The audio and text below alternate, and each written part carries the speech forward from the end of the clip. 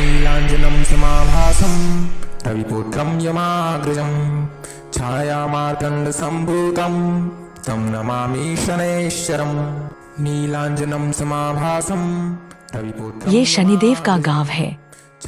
यहाँ गुनाह नहीं होते, ना कोई दरवाजा ना ताला। एक ऐसा गांव जहाँ घर हर वक्त खुले रहते हैं।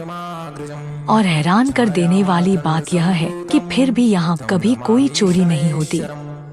ये है महाराष्ट्र में बसा एक छोटा सा गांव शनि शिंगणापुर। 4000 लोगों से बने इस छोटे से गांव का हर एक इंसान बिना दरवाजे और ताले के भी हर रात चैन की नींद सुताई है, क्योंकि सब जानते हैं कि अगर किसी ने यहाँ कोई गुनाह करने का सोचा भी तो उसे ऐसी सजा मिलेंगे जो कानून की किसी भी सजा से ज्यादा खतरनाक है। ऐसी सजा जिसका फैसला कोई कोर्ट या गांव का मुखिया नहीं करता। यह सजा देते हैं यहाँ बसे एक देवता जो हजारों सालों पहले एक मूर्ति के रूप में इस गांव में प्रकट हुए थे। एक देवता जो अपनी दिव्य शक्ति से अपने भक्तों की रक्षा करते हैं, लेकिन उसी शक्ति से बुरे कर्म करने वालों को कुछ ही पलों में पूरी तरह तबाह भी कर सकते हैं। कर्मफल और न्याय के देवता शनि देव। स्कंद पुराण के अनुसार शनि देव सूर्य देव और उनकी पत्नी छाया के बेटे हैं। काला रंग, गहरे नीले या काले कपड़े, हाथों में धनुष बाण, कुल्हाड़ी और त्रिशूल लिए 8 घोड़ों के रथ पर सवार। कई बार शनि देव को कुएं पर सवार भी दिखाया जाता है। कहते हैं शनि देव की आंखें अक्सर झुकी रहती है, लेकिन जिन मंदिरों में शनि देव की आंखें खुली हैं, वहाँ भक्त उनका आशीर्वाद लेते समय उनकी आंखों में नहीं देखते।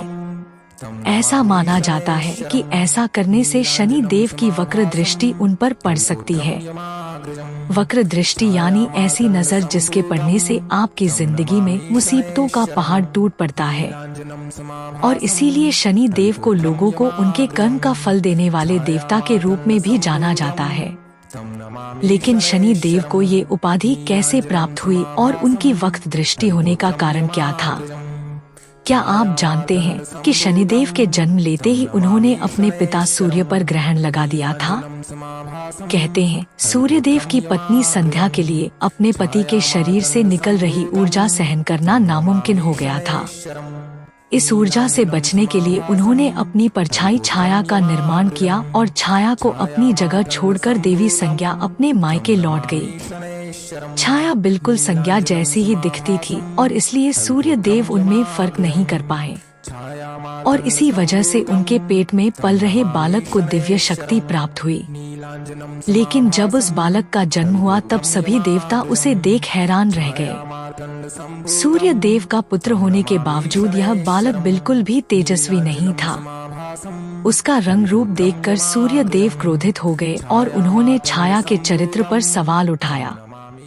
कहते हैं सूर्य देव के हाथों अपनी मां का अपमान होते देख नन्हे बालक शनि देव अत्यंत क्रोधित हो गए और उन्होंने अपनी वक्र दृष्टि से अपने पिता की ओर देखा।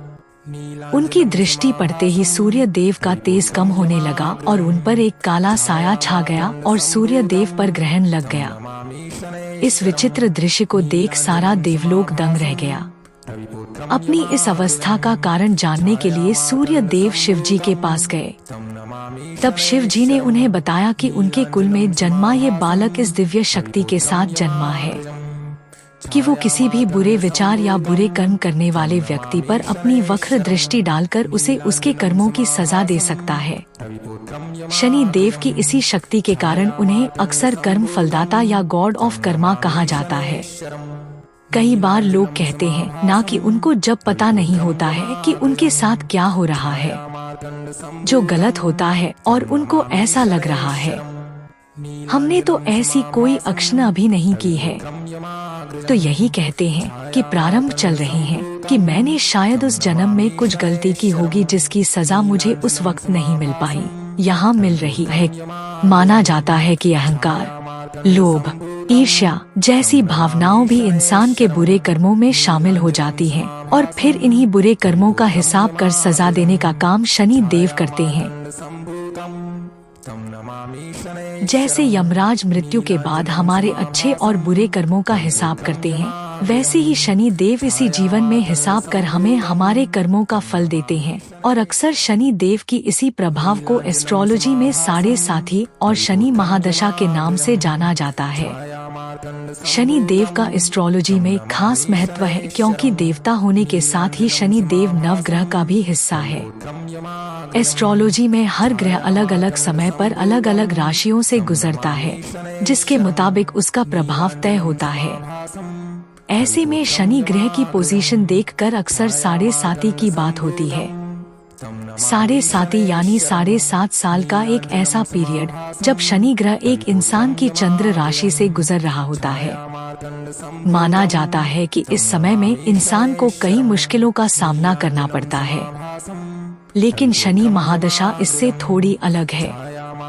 अगर ऐसा आप बोलते हैं कि आपकी तो 19 साल की शनि की महादशा है, इसका मतलब है कि अगले 19 सालों तक आप चिंता का सामना करेंगे। अगर आपका शनि सही स्थान पर नहीं है और आप चिंता में रहेंगे, आपके काम धीमे हो जाएंगे। क्योंकि शनि बहुत धीमा ग्रह है, तो असल में ये मेरा कर्म है कि अगले 19 सालों तक मुझे ये कर्म भोगने होंगे। वही 19 साल तक चलने वाली शनि महादशा शनिदेव के पॉजिटिव और नेगेटिव दोनों एस्पेक्ट्स को रिप्रेजेंट करती है। Positive Shani means they will be very hard working, negative Shani means they will be extremely lazy.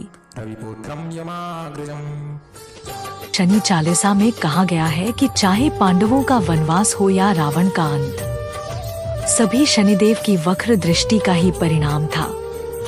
देव, दानव और बड़े से बड़े तपस्वी भी शनि देव की इस दृष्टि से डरते थे। यहाँ तक कि खुद भगवान शिव जी भी इससे बच नहीं पाए थे। शिव जी और शनि देव की इस दिलचस्प कहानी को जानने के लिए आप हमारी ये वीडियो देख सकते हैं। लेकिन दुनिया में कुछ ऐसे भी लोग हैं जो पूरी तरह शनि देव की दृष्टि से बचे रहते हैं, जिसका कारण है एक श्राप। ये कहानी जुड़ी है शिव जी के सबसे पहले रूप से। ऑथर और एस्ट्रोलॉजर पंडित मनीष शर्मा के अनुसार एक बार पृथ्वी पर वृत्रासुर नाम के एक राक्षस का कहर बढ़ गया था। उसे हराने के लिए महान तपस्वी ऋषि दधि जी ने अपने शरीर का त्याग कर दिया और उनकी हड्डियों से इंद्र का वज्र बनाया गया, जिसके प्रहार से वृत्रासुर का अंत हुआ। कुछ समय बाद ऋषि जी की पत्नी ने उनके बेटे को जन्म दिया, जिसका नाम पीपलाद रखा गया। बिप्लाद मुनि को शिवांश या शिव जी का धरती पर लिया सबसे पहला रूप माना जाता है। छोटी उम्र से ही पिपलाद ने तप कर अपने पिता की तरह एक महान तपस्वी का पद हासिल किया के मन में बचपन से ही अपने पिता की मृत्यु को लेकर काफी सवाल थे। तो अगर आप चाहते हैं कि आप शनि देव की वक्र दृष्टि से बचे रहे और शनि देव की कृपा आप पर बनी रहे, तो आपको अच्छे कर्म करते रहना होगा। आपके इसके बारे में क्या थॉट्स है? क्या आप शनिदेव से जुड़ी कोई और दिलचस्प कहानी जानते हैं?